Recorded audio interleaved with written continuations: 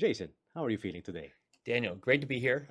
So I would say the cleanest word would be rushed. And it usually happens on days when you are expecting to have everything set to a schedule, right? And have it all spaced out. Hmm.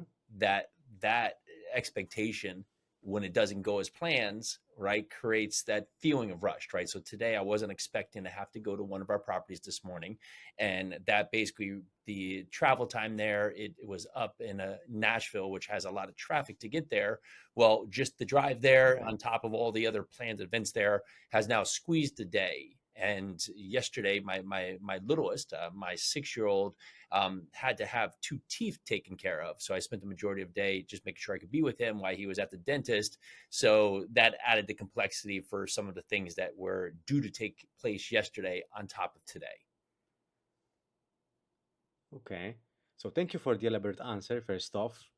Uh, this must have hit close to home for you. How do you manage to ground yourself in such of situations?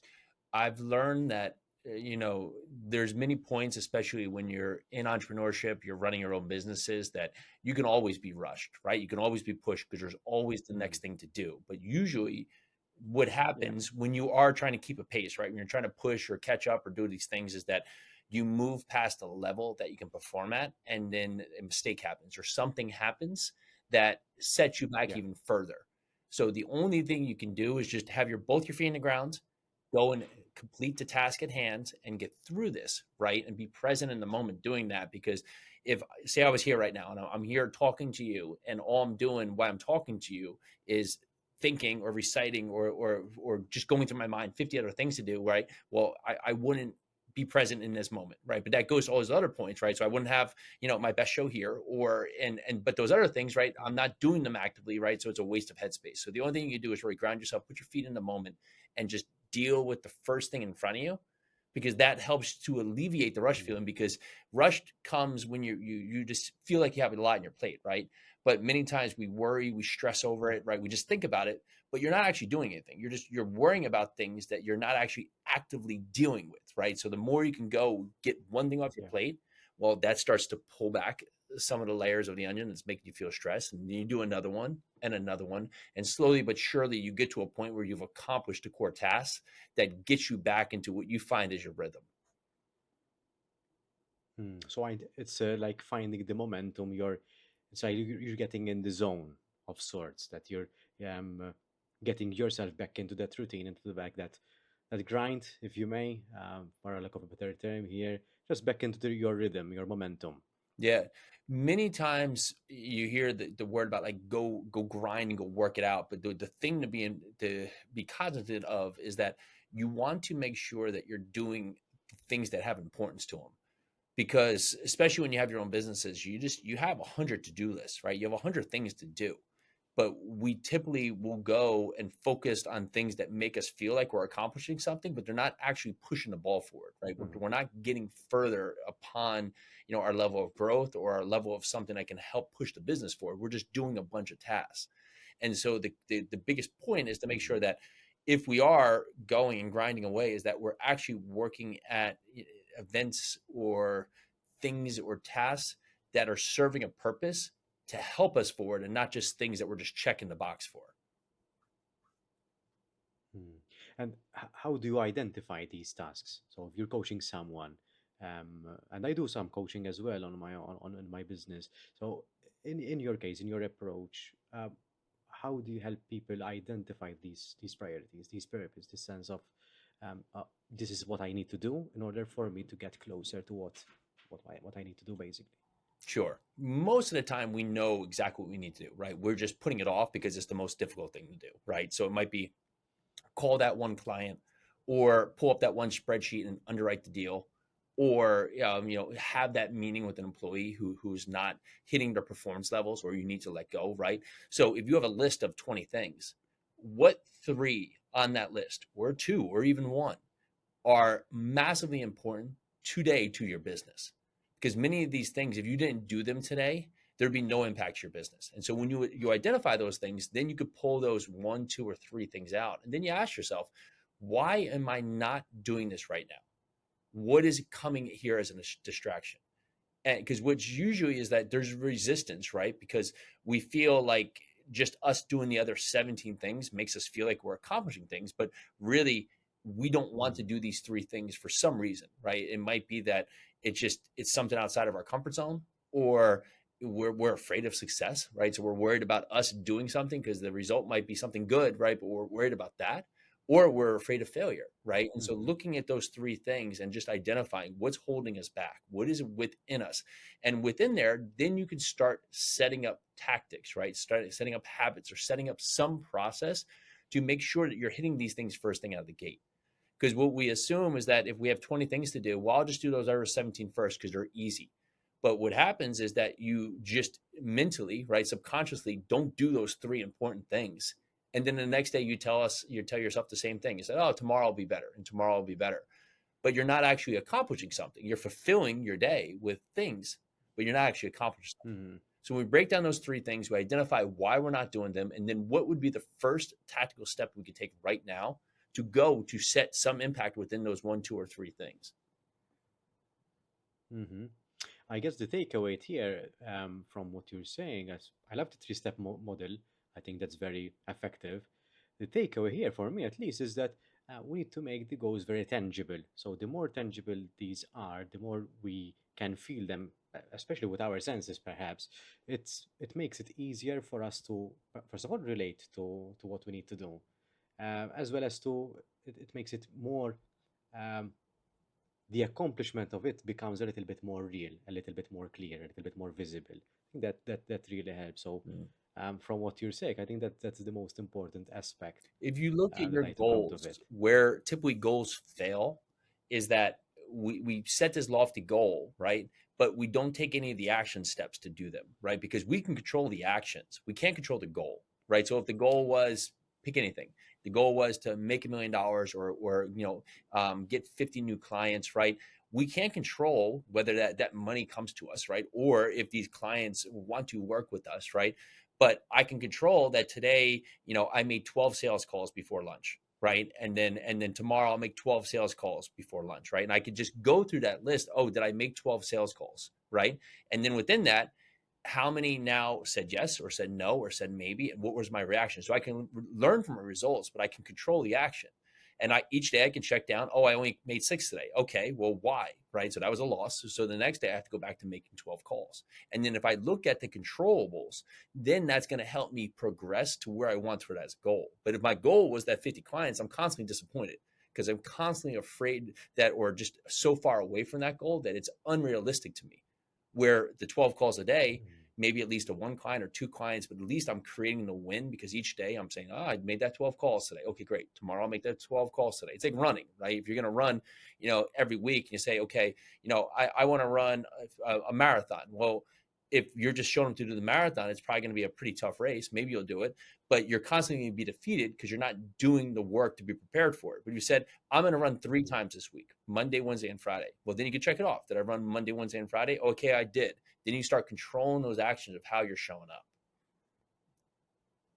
Hmm. And again, I love the aspect that you're making things tangible. Number speaks a million words, so numbers have this kind of magic that it makes things very tangible. It makes things very real. So you can measure it. So as long as you can measure it, I think it's you're setting yourself in the right direction. Correct. Jason, in preparation of this podcast, I watched a couple of your videos. So, and in every introduction that I watched, you mentioned a very interesting term, tired. The word tired. Um, Tired of being in this situation, this financial situation. What does this word mean to you? When we're not living fulfilled, we're constantly tired, right? Because we're putting our energy at stuff that either we're just not excited about, or we don't feel is worthy of us, or we feel is a waste of time. And many times, what happens is that we're scared to take steps outside of where we are with the fear that where we're going could be anything worse.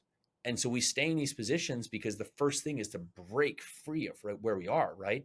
Well, we're just very tired in our position, right? We're tired of just not having financial resources. We're tired of just not having the ideas or the energy, right? We're tired of not feeling fit to be able to go and, go do athletics or go play with our kids, right?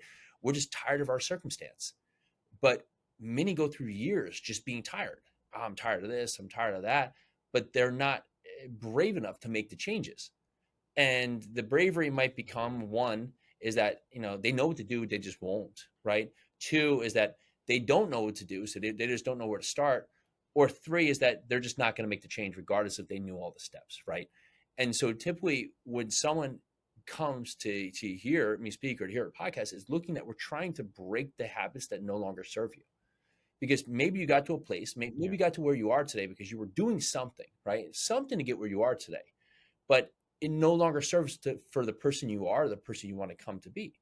So you have to break free of that habit. And you never just break a habit and that's it, right? You break a habit, but you pivot it to a new habit. You pivot to something else that's now serving you today, right? And so you look at that and say, okay, what am I doing right now that is not true to the nature of the person I want to be?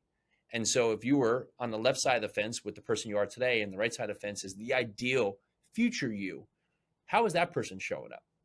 Does that person, drink at night and stay up, eat snacks at midnight and sleeps to 9 o'clock and rushes to work?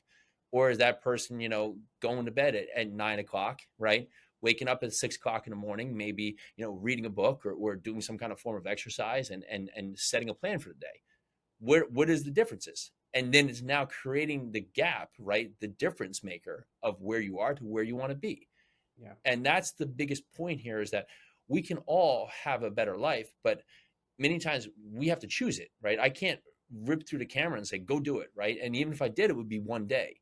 You have to start having a resistance within yourself and a discipline to the steps to start to commit.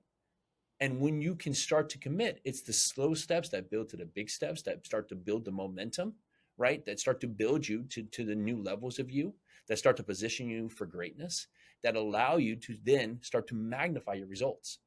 Because once you understand the steps to take, once you understand the process that you can do to be the ideal person, then you can go full force, right? You can go full board to go after it, because now you know exactly what you want and you go for it.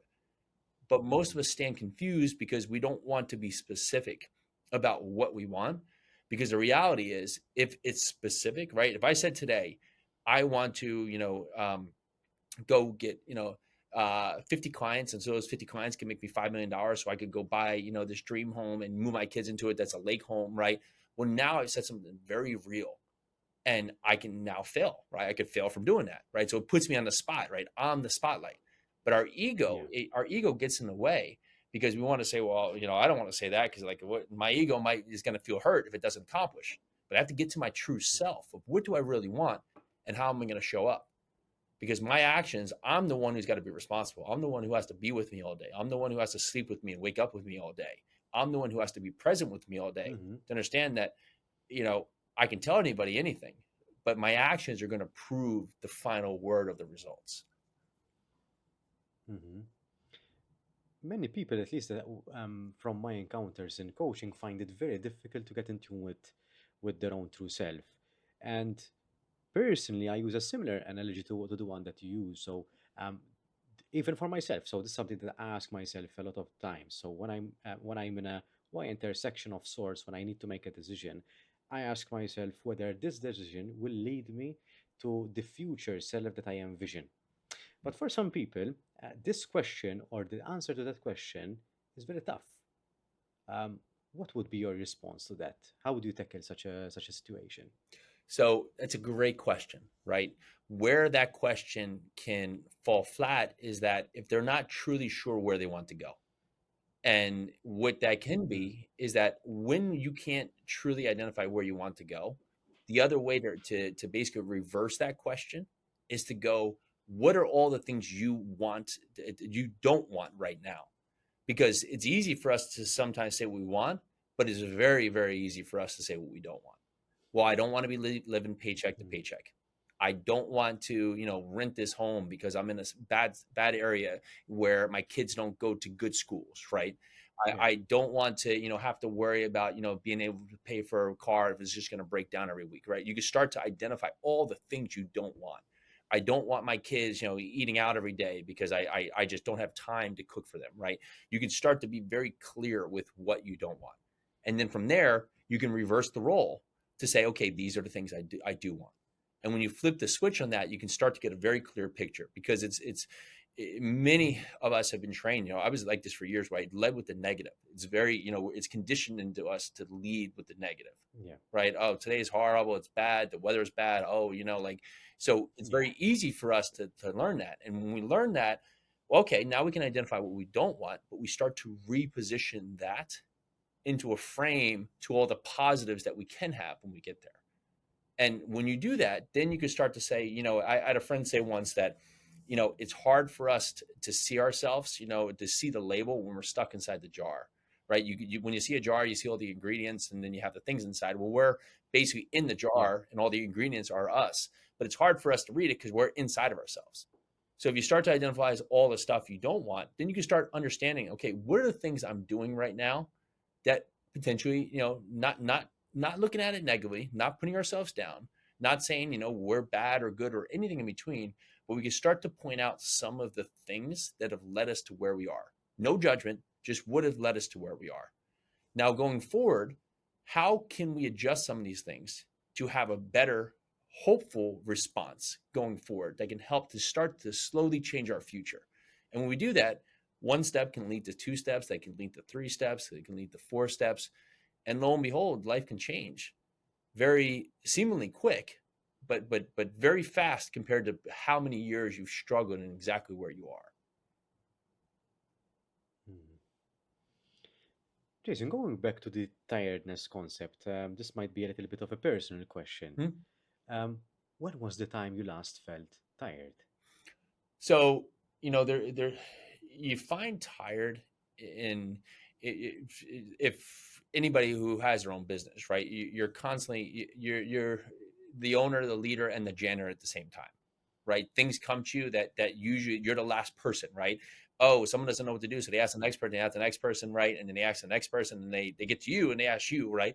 You can't turn around and say, well, it's you. You're at that end, right? So you have to constantly be in control of your emotions because throughout the day you're going to again get back to the controls, right? I control getting up in the morning, having a workout, take my kids to school, but then the second I get to work, right, there might be one fire, or maybe even before there might be one, two, or three fires, right? So you find that within your day, like that can drag and draw on you if you constantly let it. But when you pull out from just the one day into the week, into the month, into the year, right? This is only a slow portion of time. And you have to constantly remind Mhm. yourself, right? Am I going to remember this in 5 years? Most of the time, it's a no.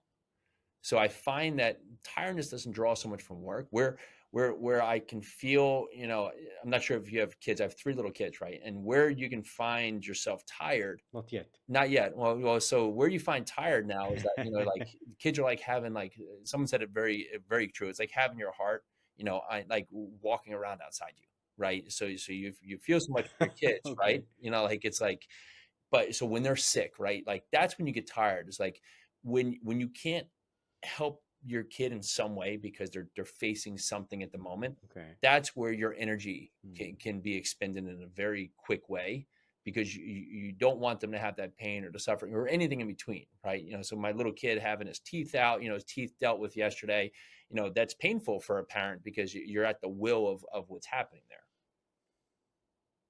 Hmm. Hmm. Something that you mentioned as well repeatedly is when someone has their own business. And for me personally, when I experience tiredness, so first of all, because this is a very true, I think it's very true and it's very real. When you have your own business or where you're trying to build your own business, and you would know, uh, tiredness is a constant because you're always dealing in uncharted territory most of the time. So there's always a lot of unexpected, which is tiresome at times. So you also always have to be prepared for the unexpected. So for me, that is tiring unless um, I'm used to it. So the more I feel tired when the most time I feel tired is when I'm tackling a new challenge. So when I'm stuck in a situation that I've never been before. So you mentioned that the buck stops at you finally. So when the time comes that you have to take a certain decision or to take a bit of a decision that will might ruin your business, you might be in a position where it will drive you close to close off your own business, for example. It's a very pivotal decision that you need to make. So even though the entrepreneurial journey is tiresome on its own, for me the most tiresome aspect of it is when you're when you don't have the skills or the knowledge um, of how the decision will impact the future, for example. Hmm. Yeah, well put. It's many times we're making decisions with our idea of what the result will be. And hopefully Yeah, most of the time, it's in our favor, but there's going to be times when we're not, right? And with entrepreneurship, people look at it that many people want to go out there and do something, but what they forget is the controls that they have at their disposal with where they are. They might work a job, they go in at 9, they work till noon, they take an hour lunch, and then they work till 5:30 and they go home, right? And that's just it, right? Then after 5:30, yeah, they're just free to go do. But in entrepreneurship, it's kind of a 24-hour thing, right? You're constantly yeah. doing it. It's constantly on your mind. If you're not doing it, right, there's constantly things that you want to push forward, you want to grow with, right? So you're always exposed, right? And so that's a ton of energy, and so you have to constantly be aware of your energy level because you have employees, you come into the office, and if you're just completely beat down, right, it takes the energy out of the office, right? It starts to hurt the Yeah. performance on other people if you're constantly using the outside forces of things not going right, and you're taking it out on your team, right? Then you're not really growing a successful company because you're putting people in a position that they're not ready for. Mm. And many times when you're the driver or you're the person who's in control, you're constantly thinking on different levels than your team, right? Because your team, you hire them for certain roles, but you're not hiring them to take the cross or take the crutch of all of the things you're dealing with, right? That's you to go forward, to be the Mhm. visionary, to push forward, to drive the operations forward, and then have them help facilitate that process. So the Mhm. energy faction is that you are going to spend energy because you have to be conscious, right? Many times I think it's 98% of your day is done through unconscious measures, right? And 2% is done Yeah. consciously. But when you're out there and you have to consciously be aware of the circumstances, right? And be more aware, right? It's like if you're out speaking, you're out doing something that you constantly have to be on for, right? You're tired after. Well, why are you tired after? Because you're having to be wholly focused for many hours at a time compared to Switched just a on. couple minutes here, a couple minutes there, where the rest of the day you're just kind of winging it. Hmm. Totally. I mean, and because you're always thinking of your next move, right? So it's something that you really need to think where I'm at, where I'm heading, where I'm at, where I'm heading is that constant cycle, repeatedly, especially if you have employees that you're responsible for, because as you mentioned, you have your own kids, but if you have employees, they have their own family. So um, you start thinking of the impact that any decision that you take will have on Mhm. them and their families. So there's a lot of weight to bear there. Um, Jason, do you imagine yourself doing something different that you've done so far today with your businesses? Something different. I'm sorry, I didn't hear Yeah. what you said. What would be if you it's okay. If you were to start over, Yeah. what would you do differently? Is there something that a business, for example, a business venture that you might take on instead of the one that you took? You know, so I'll talk specifically about my business, and like so maybe at that point, because the venture I'm not 100% sure on. I like what we're doing with our current projects, right? However, I would Yeah. have hired uh, more quickly in the beginning. The business was capped because my wife and ourselves, with our investment business, we were basically doing and wearing all the hats, right? Because you want to have all the control, right? Get back to ego, Mhm. right? You want everything perfect. You want to make sure you're controlling all the notches, but there's only so much of us. And so even though the things we were doing great, well, there was constantly things we weren't able to do, right? Or maybe we weren't good at doing, even though we were telling ourselves we were the right person. So the business was being capped, the growth was being capped. As soon as we started to bring people onto those roles, well, the business exploded because we started to now have the support system, right?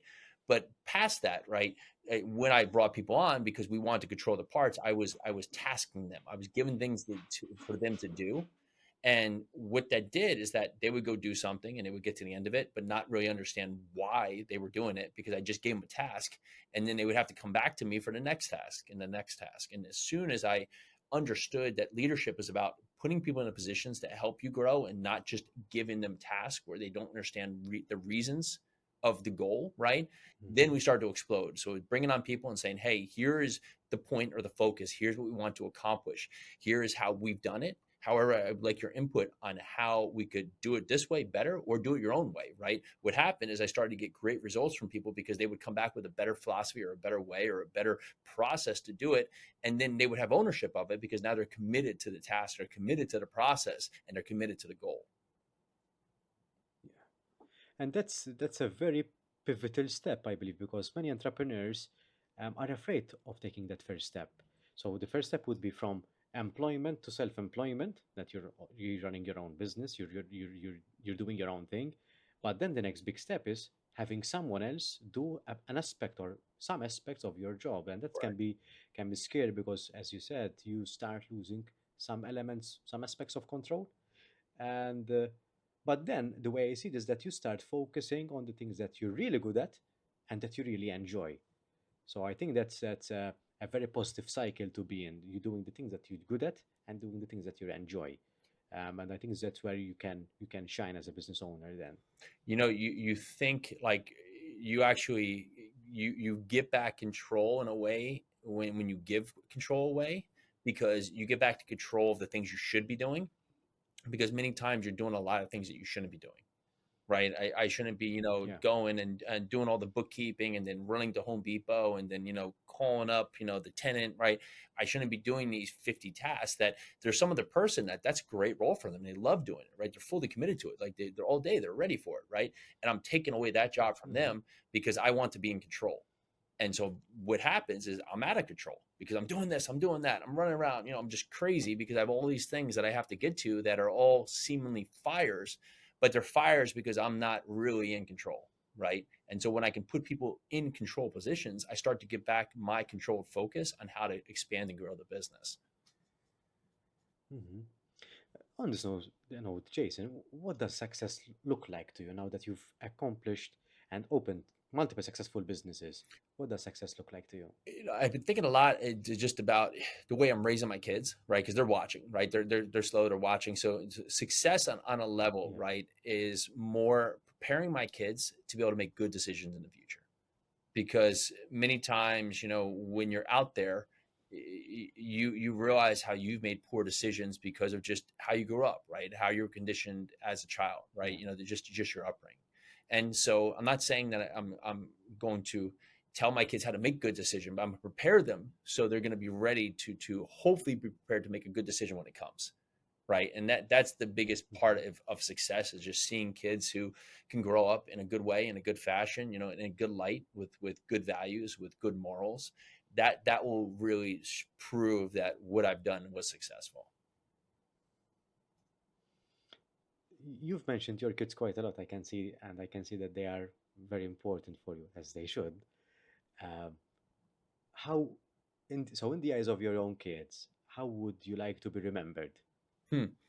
Um, Confident, supportive, caring, kind. I think if those would be words that would carry weight.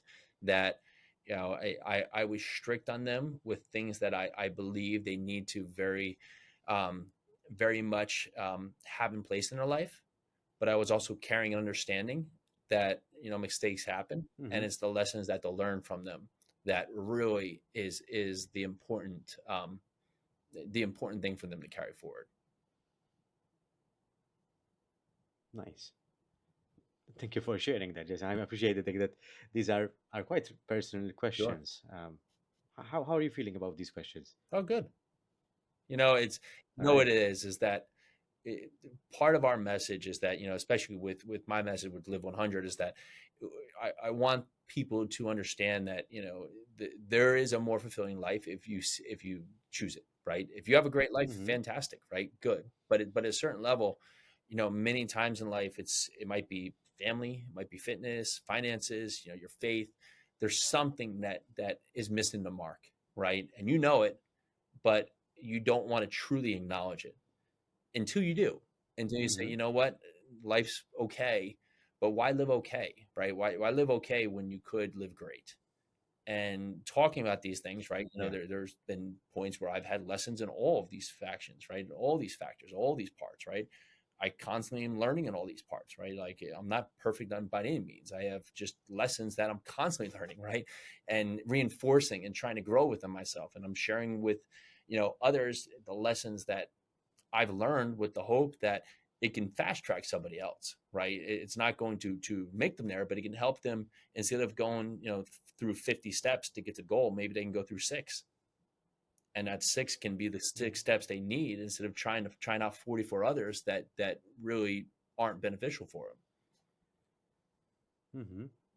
And that puts quite a bit of responsibility and weight on your shoulders as well. So, being a business owner, a father, a husband, what drives you? What motivates you to push harder day in, day out? I've always been, I've been disciplined to myself for a number of years, just looking for, I spent a lot of years just not being great, right? I just doing odd jobs, just not happy, not fulfilled, not in great relationships. And when you break that, right, and you start to get results that you're proud of and you're happy with, right? It disciplines you to be energized to continue to do that, right? Because you know that you've got something good, right? And that Mm. is what gets me up. That's what energizes me, is that I've seen how I could not be fulfilled, right? I've seen that, I've done that, I spent years messing around with that, Yeah. and I don't want that anymore, right? And so for that, having a direction, having a plan, having a focus, having, a happy life, like that is within my realm. That's what I have today. So I want to continue to build on that because I've seen what's come Yeah. from just doing positive steps that have built momentum. Hmm.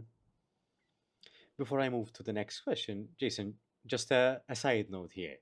Um, the style of the podcast, the Growth Schema podcast, is more of a conversation. So you are free to ask me questions as well, Oh, cool. because I don't want to sound interrogative. So I just wanted to just put it out there. You are free to ask me questions as well. I love So it. you're more than welcome. I Cool. will be happy to respond. Sure. All right. Sure. So on that note, do you have any questions for me so Well, far? it's turning around for you, right? What keeps you focused and committed each day? What are the things that you say are one and two when you wake up with the day with your mind? Uh, Good question. Thank you for asking that. Um, for me, it's a sense of responsibility. So, as I said, I don't have no kids so far, but I have a huge sense of responsibility that I want to be better every day for the sake of myself and the people around me. So, last year I was giving out a workshop on burnout. So, my background is organization and psychology. And one of the participants in this workshop told me you can't pour from an empty cup. So unless you are you are fulfilled yourself, you can't help others fulfill themselves. Yeah. So my sense of responsibility is like I have a sense of duty to serve myself, not in a selfish way, but if I can't serve myself, I can't serve others. So that's what drives me, Yeah. just to my overall well-being. Fantastic. I like that analogy because honestly, many times we're out there trying to give, right? But we're not taking care of ourselves. And then ultimately it hurts us because Hmm. we're so expended that we're exhausted, right? And then when we need to show up, we can't because we're just Yeah. so overwhelmed. And sometimes we need space. Sometimes we need to have a conversation with ourselves. Sometimes we need to ask the questions, the important questions to ourselves. And unless we find the time Hmm. and space and a place inside of us where we can call home, if that makes sense or resonates with someone, um, we can't really answer the questions that you have been highlighting throughout our conversation because those are too difficult to answer because we can't really see them. It's So so we need hard. to have a lot of conversations. Yeah, it's so hard to be Sorry, bored go ahead. today. It's hard to be like, you think of, like, I'll go back to the kids, right? They don't know how to be bored because there's screens around. There's all these things that can keep Yeah, you occupied. Where a lot of the growth growing up was that, you had to be in figure it out mode, right? Because many times you were just bored. You're yeah. outside and just, sitting in dirt. Like, so you think today for ourselves, right? We constantly have just so much information coming at us that it's hard for us to just clear the space to truly take an assessment, right? It's hard because just everything, right? There's all these alerts. There's this, there's that, there's phones, there's this. Like just everything coming at us 24/7. From the second we're up, from the second we go to sleep, it's just constantly noise, and it's hard to break a pattern. But you're right. It's very important for us to just be self aware of us. But for that, you have to turn Hmm. things off for a moment, right? Many people here, I bet if your Definitely. listeners take 5 minutes and just turn everything off, people will have anxiety because they're so used to things happening. Like, what could happen in that Yes. 5 minutes, right? For the 5 minutes, right? Just for Yeah. 5 minutes. And the 5 minutes can seem very long Yes. if you're not used to taking that 5 minutes. Yes. I mean, we are constantly switched on by distractions, social media, whatever. That is by design, not by Oh, us, yeah. but that is by design. These apps are designed to keep us engaged. I mean, even in entrepreneurial life, you keep on checking your messages, your emails, you're doing calls. You're always switched on because um, you need to do it, and because unless you do it, you'll start falling behind, Mhm. not from the competition, not from a competitive aspect, but you start feeling a sense of lack of sorts. Correct. You start feeling like you're not accomplishing as much because earlier you mentioned that I should be doing 12 calls today and I did 11, I did 10, for example. And I might one of my kids might needed support and I couldn't do the 11th and the 12th call, so I had to reprioritize my schedule, or I was in a rush because something cropped up at the very last minute. And sometimes we punish ourselves for not doing the 12 calls, and instead we only managed 10. Sometimes that's our best as well. Yeah, it's being a hard thing to do, is that, especially with just so much, um, we'll say, engagement, right? So much, you're just so available these days, is that you're never really present where you are, right? So when you're at work, maybe you're thinking about all the things and activities and running after school to events or all these other stuff, right? Or with your family, you're thinking about all the things that you need to be doing at work, right? And so you're constantly nowhere, even though you're everywhere, because your mind is Yes. completely scattered. And the more you can focus, right? You think about it like, okay, I understand, like, maybe I didn't get everything done at work, but when I'm with my family, I have to be committed there because they can see if I'm checked out. They can see if I'm there. They can see if I'm not truly in the moment, right? But the same thing with work, right? If I'm not engaged in work, well, I'm not getting the full value at it, and then I'm not truly accomplishing anything to move the ball forward. Hmm. And it's very true. You've mentioned running, and from what I read about you're quite the runner as well. And enjoy working out too. And I go for a light runs. I do usually do 5Ks. Nice, I've done a half a marathon once. cool. All right. Hopefully, I'll do another one soon. But usually, I go for shorter runs.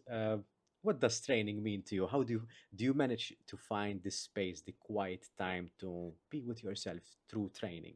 So I look at this as like, this is what I do as my part of my morning, and what it does is it basically sets the stage, right? It's like my, we'll call it like Okay. my warm up for the day, like my preparation for the day. It's like how I set myself in a controlled space to be able to carry forward with my day, because it's something I do that makes me feel accomplished and has given me that check mark for the day. And then when I go through there, and I look back at the day, there could be, we talk, it could be a ton of things that happen that just just weren't fantastic, right? Well, I've still had that control element to the day that's given me consistency, that's given me discipline. So I can see it not as a total loss, but of something I've had a win to start my day. Hmm. Unfortunately for me, I never managed to start my morning with a workout. Unfortunately, I usually do it in the afternoon. Yeah. I'm mentioning this because some of the listeners or viewers might say, "I can't wake up in the morning." Yeah. You can. It doesn't work for me personally, so I do it in the afternoon or in the evening, perhaps. But you know it for So yourself too, I right? can, That's what works for you, right? So like, and that's where you are. Like you yeah, set your morning in a different way, and you set your day in a different way that empowers you, yeah, right? My energy comes from doing it hmm, one way. Your energy comes from doing it another way. There's no perfect recipe. So like me saying like, hey, tomorrow you should completely change everything, right? yep, It might not. It might be of no value to you. So it's finding what really can help hmm, your day forward. And your process is your process. And if it's creating great results, right? That's what listeners need to say is that the getting up early, you can or you can't, right? You can do it, but to do exactly what I'm doing might produce completely different results because it's not yeah. complementary to you and your life. Hmm.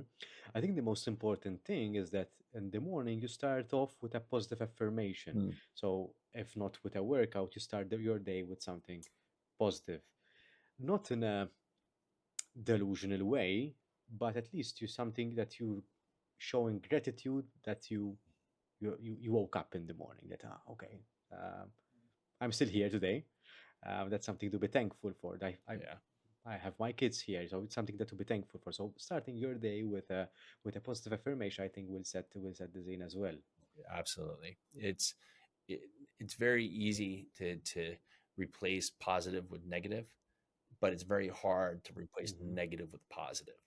And because there can be so much energy from everything from the Very true. news, from everything that happens throughout the day. And so the more you can focus on the positive, because you know you can have a horrible day and have one good thing happen but still have a horrible day, but you can have a tremendously fantastic day and have one bad thing happen and have a horrible day, right? And that bad thing could be like 10 seconds, like someone cut you off, in traffic, and you're mad for the rest of the day although you had a fantastic day. And so we really Yeah, do constantly have to put the narrative back in the positive, because it's very easy for our minds, our bodies, like everything to be derailed by very little things that side to the negative. yeah, yeah. It's it's astonishing how difficult it is to replace negative thoughts with positive ones. It takes a lot of energy for some reason to do it. I think everyone finds that challenging. Hmm. Um, Psychologically speaking, the brain is wired to think of the negative first so that it can protect itself. So, from a psychological and evolutionary point of view, that makes sense. But in today's day and age, it might not apply. So that's why we find it a little bit um, challenging. So it does require effort to think positive first and then acknowledge the negative aspects of life as well. Yeah, absolutely agree. And there's just too many drivers out there to the negative. Like you look at, you could have a news segment that could be all positive or all negative. Well, majority of it is negative, but that's because it draws more eyes, right? Because people are more drawn to Yes, that, yes, right? And yes. so it's easier for us to say, oh, the negative, oh, the bad, and it also potentially creates excuses for why you can't do something, right? Well, the economy, well, this or that. Like you can have all this support for why you can't do something, right? But most of the time, if you shut it Hmm. off and get back to basics, you understand that you have everything you need right now to be at your starting line to start to have a more positive impact out there. Hmm. Jason, one final question from my side. Hmm. Where are you heading? Well, if we're talking on the short term today, right? I'm going to finish out a good day. I actually have a call with a mentor in a little bit. I'm looking forward to that call. I haven't reconnected in a minute, and then I have church tonight, and I have my kids' activities that I'll take them to. So that's in the short term. In Nice. the long term, we're continuing to expand, our investment business.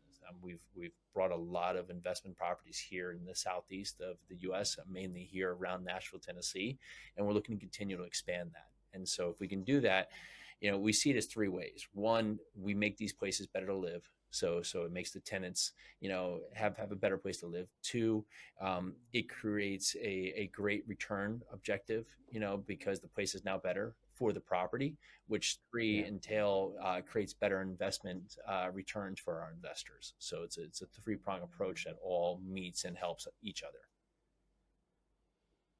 All right. So if you're so with that concept, you're focusing on the property on increasing the quality, and then the result is like a byproduct. So the happier the tenants are, the more the investment is. I like that. Yeah. Uh, All right. it speaks a lot to what we do in the coaching, because honestly, we have to start with you as a person, right? And if we start with you, the person, you as the product, the project, the asset, right? And we start to make internal and external improvements with you, right? What happens? Well, the results, right, carry over, that your circumstances start to improve step by step. And something that you've repeatedly mentioned is that one step at a time. So you're focusing on the present moment, focusing on the next step, and by time when you look back, you'll realize how many steps you've done and how far you've come as well. So I think that's a great lesson there as well. Yeah, you can live in the here and Uh, now. That we know. You can't live in the past. You mhm. can't. You can't live in the future. You can live in the here and now, and that's the hardest thing. It's very hard to do that, because many times we regret the past or we're fearful of the future, right? But we can live in the here and now. That's all we can do. No matter what's happened before or what may happen coming up, all we can do is be present where our feet are. There is this famous quote. I'm not sure who said it, so I'm not trying to guess, but very similar to what you're saying is that some people end up living in the past, either in the past, never in the present, and or in the future. And by the end of in that their deathbed, they end up not living anywhere because you can't relive the past, you can't live in the future. The only place that you can live is in the present. Yeah, So if you're not living in the present, you're not living. absolutely. So if you're on your deathbed and you realize that you haven't lived in the present, you basically haven't lived. Yeah, And that's something that I remind myself quite often, so that I ground myself as well. yeah, 100% agree. 100%. Yeah. Um, Go ahead. I thought you were going to say something as well because my the internet stopped a little bit. No problem. uh, it's okay. It's okay. Jason, we're drawing near the end. I was wondering whether you have a final question for me. What going forward to the next podcast? What's one lesson that we can each carry forward to help someone else with after the show? Okay, so ourselves or from what I took from this conversation. Um, however you want to take it. Let's say that. Okay. Um,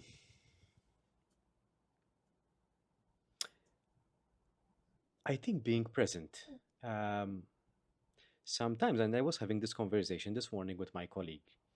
Um, Recently, I've been blessed with some some big projects when it comes to coaching. So at the moment, I'm carrying quite a number of coaching sessions, which is a good thing. Hmm. It's a good thing for the business.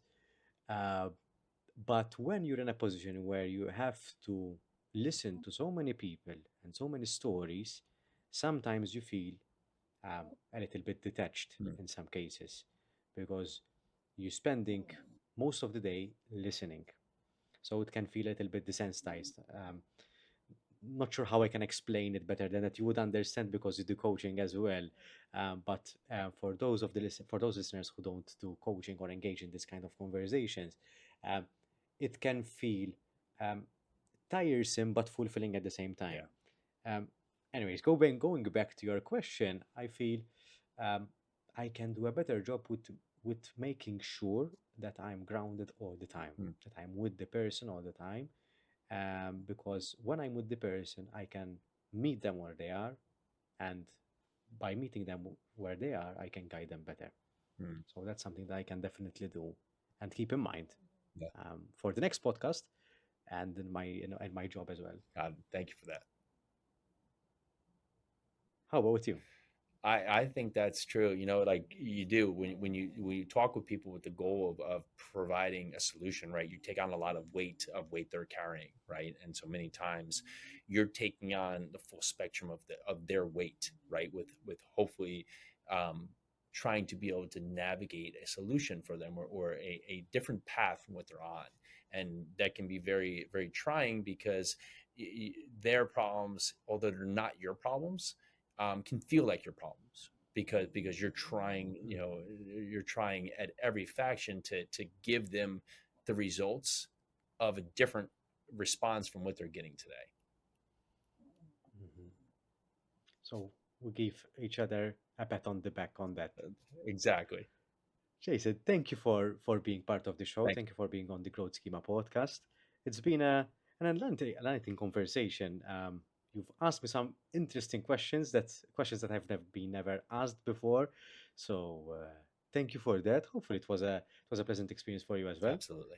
And thank you once again for being here. Thank you, Daniel. I appreciate it.